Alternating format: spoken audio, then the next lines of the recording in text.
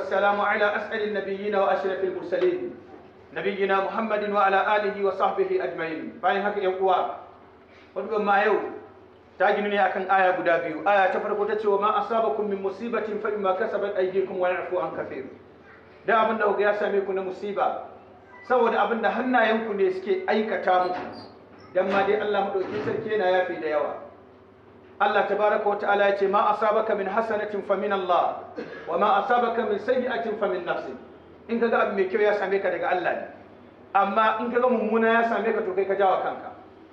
Da haka yan uwa, abin da ya kamata mu duba wannan wato annoba da ake ciki ta duniya gaba daya, annoba ta COVID-19 ko kuma coronavirus, wadda cutar sarkewar numfashi, koma ta ina ta zo, kuma koma so ya suke creating ta, kuma koma mai dalilin zuwanta, to ba abin da ya jawo sai zanuban da bayi suke aikatawa.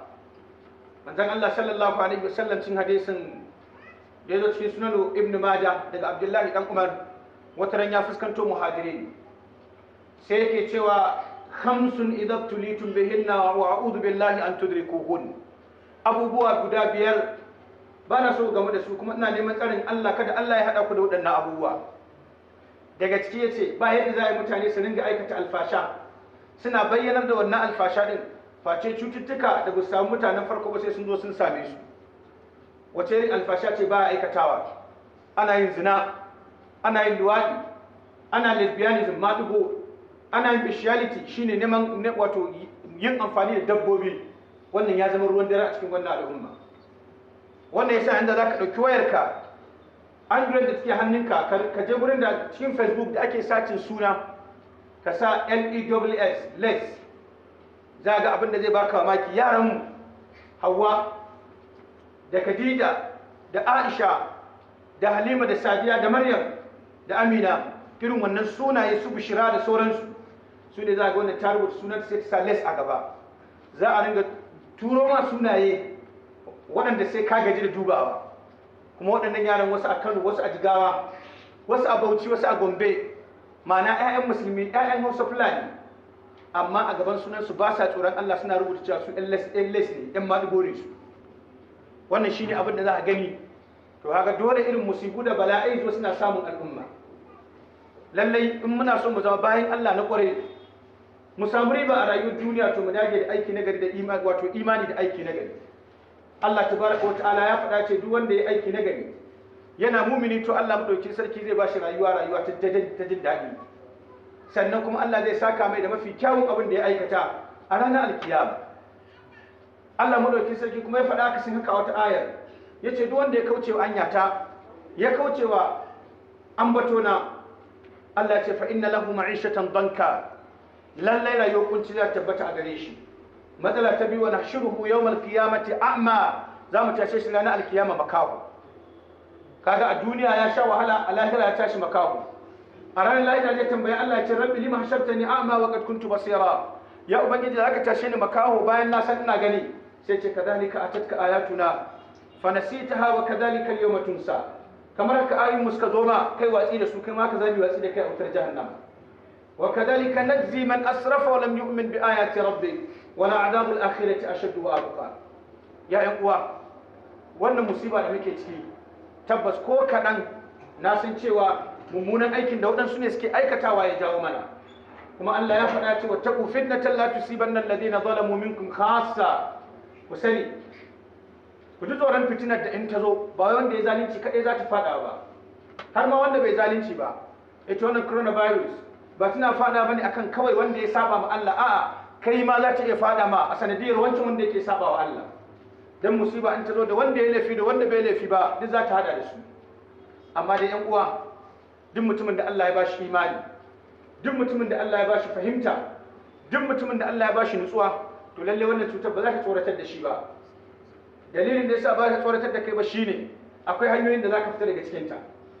Dole dai wannan cuta ko dai ta zo ta tafi da kai lahira, in ta tafi da kai kana mai imani dan aljanna, wannan ba matsala bane. Ko kuma ta zo ta tame ka warke, wannan in ta warke ka ci gaba da bautata wa Allah, wannan dukkan sa babu matsala a ciki. Amma dai abin da zai sa ka fita abu na farko shine imani na gaskiya. Kai imani da Allah, imanin da zai sa ka ringa bin hanyar sa, imamin da zai sa ka ringa koyi da sunnar manzansa sallallahu alaihi wasallam, imani da zai agaza ma da tallafa ma wajen zama mutumin kirki. Abu na biyu, dole sai mun yi imani da kaddara. Kaddara kuma ba yin imani da ita sai ka yi imani da Allah ta hanya hudu a babin kaddara. Na farko ka yadda Allah ya san komai. Ita kanta coronavirus kafin ta zo Allah madauki sarki ya san za ta zo, ya san mutane nawa za ta kama, nawa za ta kashe, nawa ne za su warke, kuma Allah ya san ranar da za ta tafi. Abu na biyu ka yadda cewa Allah ya rubuta wannan a cikin lauhin mahfuz. Abu na uku, dole ne ka yadda cewa coronavirus ko gidanka ta shigo, ko gidanka ta shigo, in Allah bai kaddara kai kana daga cikin wanda za ta kama ba za ta kama ka ba. Bari ma misali da amai da gudawa, sai ga an yi amai da gudawa lokacin da ake yin su sosai a gida mutum 5-6 sun yi, amma mutum 1 ko 2 su ba, saboda Allah a cikin kaddararsa bai rubuta cewa waɗannan mutanen za su gamu da wannan cutar ba. Ma'ana sai Allah ya so, wa ma tasha'una illa an yasha Allahu rabbul alamin. Duk abin da ya faru sai Allah ya so, in Allah bai so ba zai same ka ba. Duk wata musiba da za ta zo za ta taba wasu, za ta kyale wasu, amma ba lalle bane kuma ka zama kana daga cikin waɗanda za ta shafa. Sannan abu na gaba kai da cewa Allah ne ya halicci wannan abu akan ka'idar wallahu khalaqakum wa ma ta'malun. Allah ne ya halicce ku da dukkan abin da za ku aikata. Ya yi uwa mu koma zuwa ga Allah. Dukkan wani matsalolin mu makoma na ga Allah tabaraka wa ta'ala. In muna neman makoma to shine mu gyara halayen mu. In mun gyara halayen mu mun koma zuwa ga Allah, muna roƙon sa Allah zai yayi mana.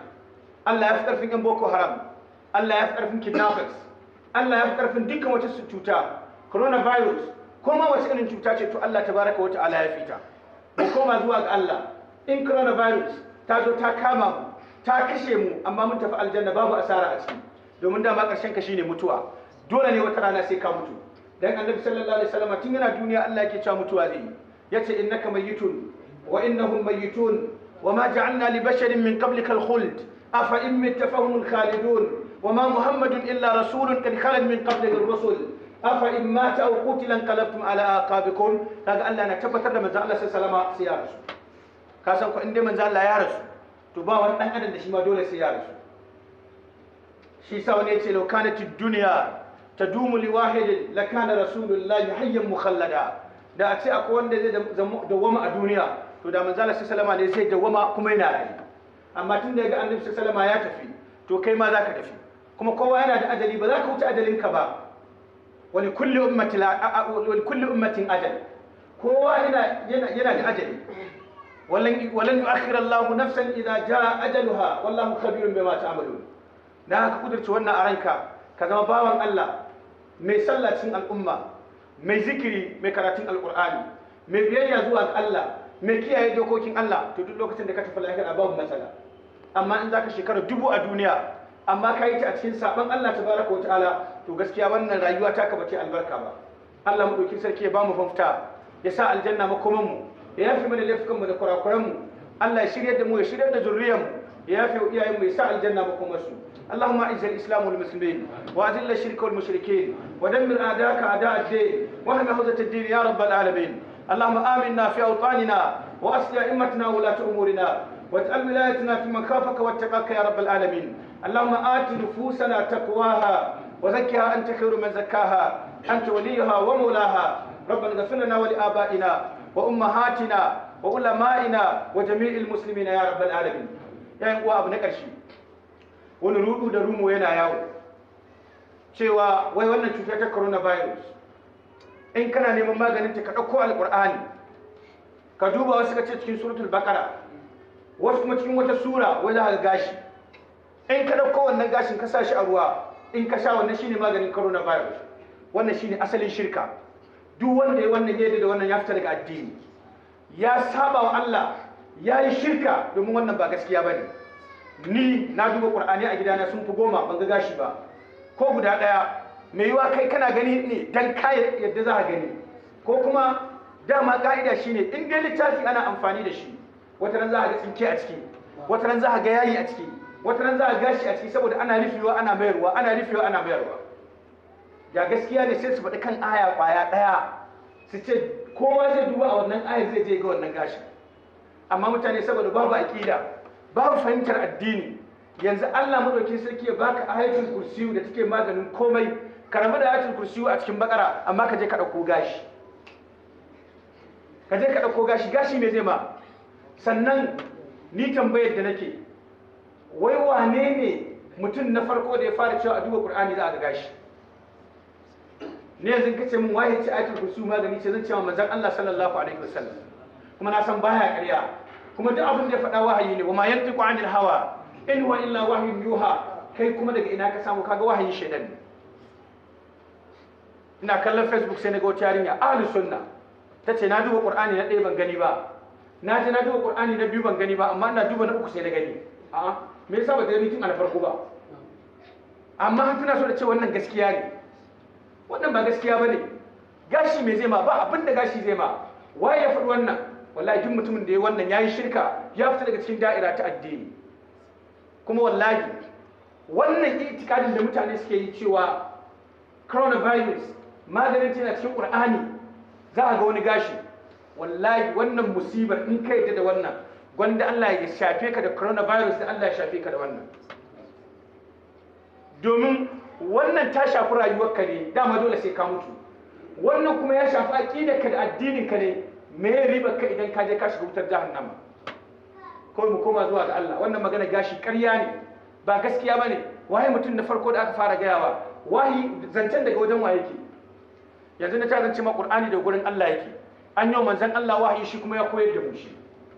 Amma shi wannan magana gashin waye ya faɗe ta? Daga ina aka samo ta? Kaga daga shedan ne, wahayi shedan ne.